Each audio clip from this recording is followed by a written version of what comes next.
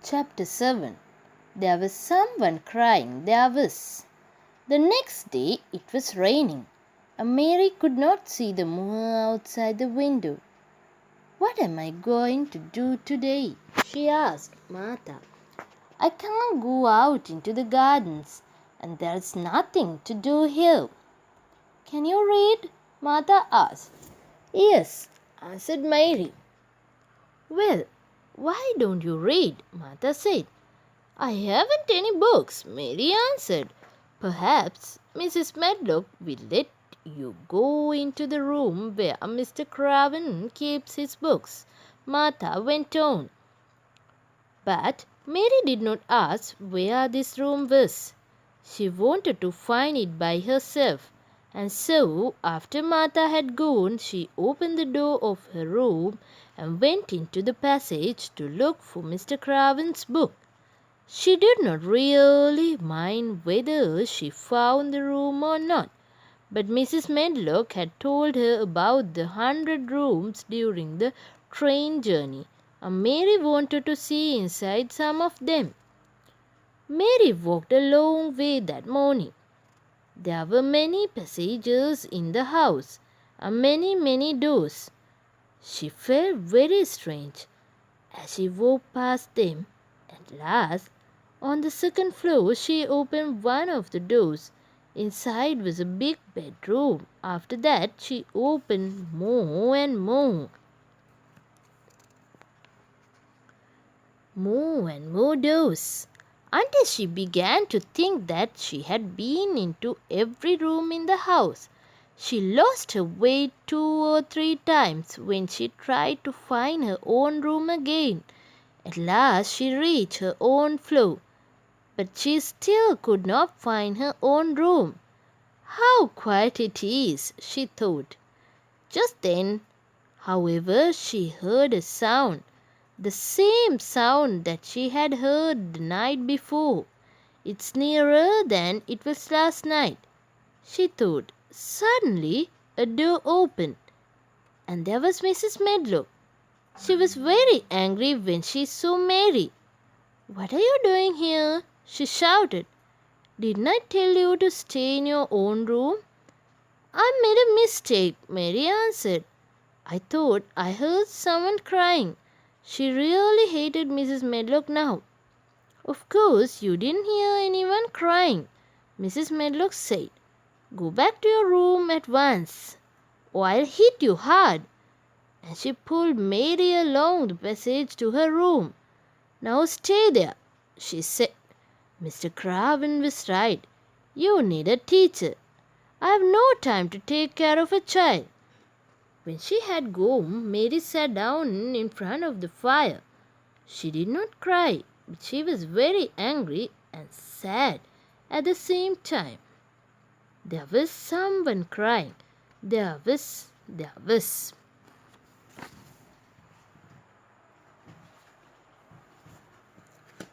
Chapter 8. The Key of the Garden. 2 days later, when Mary woke up in the morning, she sat up in bed and called to Martha. "Look, the sun is shining." "Yes," said Martha. "Spring is coming. I thought it always rained in England," said Mary.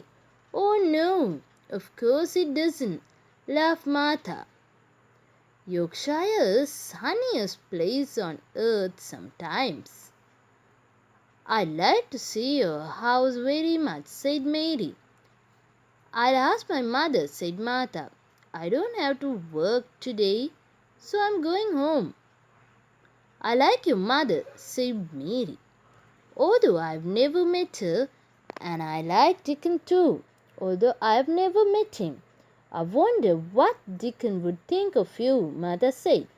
"He wouldn't like me," said Mary. "No one ever does." Martha looked thoughtful, and then she said, "But do you like yourself, Mary?" Mary thought, and then she answered, "Well, no, not really, but I've never thought of that before." Martha laughed. Mother said that to me once when I was saying unkind things about people. It made me laugh so much that I stopped being unkind and cross. Later, Martha went home to see her family. Mary felt very alone. She went out into the gardens and ran and ran. Then she began to feel better. The sunshine made everywhere look nicer. She went into the first kitchen garden and she found Ben Butterstuff there. Ben seemed to be happier because of the sunshine too. For the first time he spoke to her before she spoke to him. "Spring is coming. Can you smell it?" he asked. Mary thought she couldn't. "I can smell something nice and fresh," she said. "That's the spring in the earth," Ben said. "It's making things grow. Soon you'll see the little green points coming up out of the earth." Soon she heard the robin. He too was very happy this morning. He walked about near Mary's feet. "Do you remember me?" she asked him. "Remember you?"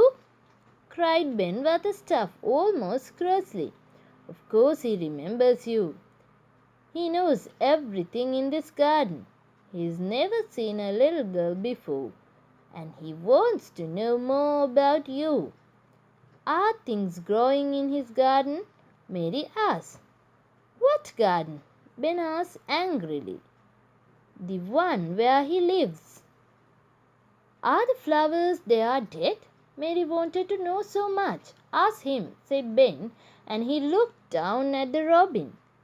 "He's the only one who knows." 10 years was a long time, Mary thought.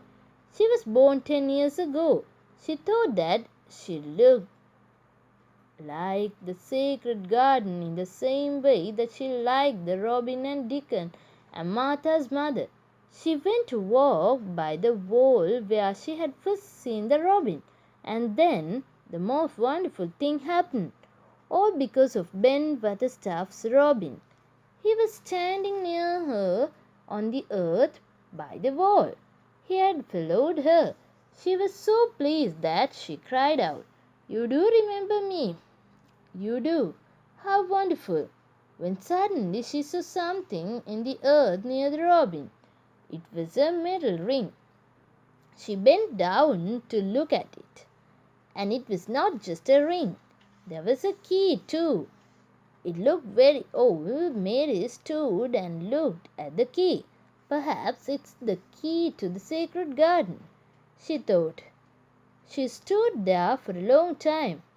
If it really was the key to the sacred garden, she would be able to go there whenever she liked, if she could find the door. Then nobody could know where she was. She liked this thought very much. She walked up and down by the wall. It seemed so foolish, she thought, to be so near the garden, to have the key and not to know where the door was. But she kept the key so that she would be ready if she found the door. Chapter 9. The Sacred Garden. The next morning Martha was back. She told Mary all about her day at home. Then Mary went outside and into the part of the gardens where she had found the key. Then she saw the robin, and she laughed because she knew that he had followed her. "You showed me the key yesterday," she said to him. "Perhaps you will show me the door today, but I don't believe that you know where it is." When she was in India, she had heard a great deal about magic, and she always said that what happened next was magic. She was standing near the wall when suddenly the wind blew the plants to one side. She looked, and there in the wall was a door. Her heart beat noisily. She could not believe it. She found the keyhole in the door, and the key went in quite easily. She tried to turn it. It was difficult, but it did turn. She looked behind her quickly, but there was no one near. Then she took a deep breath, opened the door, and went inside quickly. She shut the door behind her. She could not believe it. She was standing inside the secret garden. The garden was the strangest place Mary had ever seen. It was like a garden in a fairy story. There were high walls all around, and because it was winter, all the plants were brown and dead looking. There was no green anywhere, and Mary did not know whether the garden was alive or dead. After 10 years, the trees had grown so much that they had made bridges over the spaces between each other. "How quiet it is," said Mary softly. When the robin was sitting at the top of his tree, did not move, and I'm the first person who has spoken here for 10 years. She walked around the garden with the robin, who wanted to show her everything. It was so quiet that she felt that she was 100 miles away from anyone, and yet she did not feel anyone. Walked around the garden, she noticed a lot of little green points which showed above the earth. They must be spring flowers. The thought, the garden isn't quite dead. This made her feel happy. Mary did not know anything about gardening, but the grass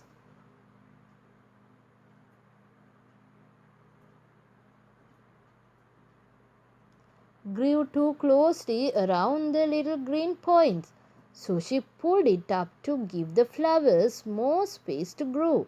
And this was how she passed her first morning in the secret garden. She was very busy. When it was time to go into the house to eat, she could not believe that she had been working for 3 hours. "I'll come back this afternoon," she said happily. At lunch, she ate so much that Martha was pleased.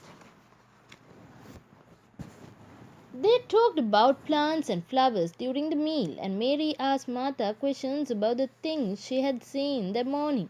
She was careful not to say which part of the garden she had been in. After lunch, Mary sat by the fire and said quietly, "I wish I had a little spade." Martha laughed. "What do you want a spade for? Are you going to use it in the garden?" "Yes, Martha. I'd like to make a little garden of my own. I like to plant seeds and watch flowers grow." "Well," said Martha, "my mother was right. She said that you should have a little garden of your own. She thought that it would make you happy. Your mother knows a lot of things, doesn't she? Mary?" I wondered how much a little spade cost. "Not much," Martha answered. "I've got quite a lot of money," Mary said. "I wonder," said Martha thoughtfully. "Yes, I know. We'll write to Deacon and ask him to buy you a spade and some seeds. But how will I get the things when Deacon buys them?" "He'll bring them himself," said Martha. "I will see him at last," cried Mary. "I want to see him so much." So together Martha and Mary wrote Deacon a letter.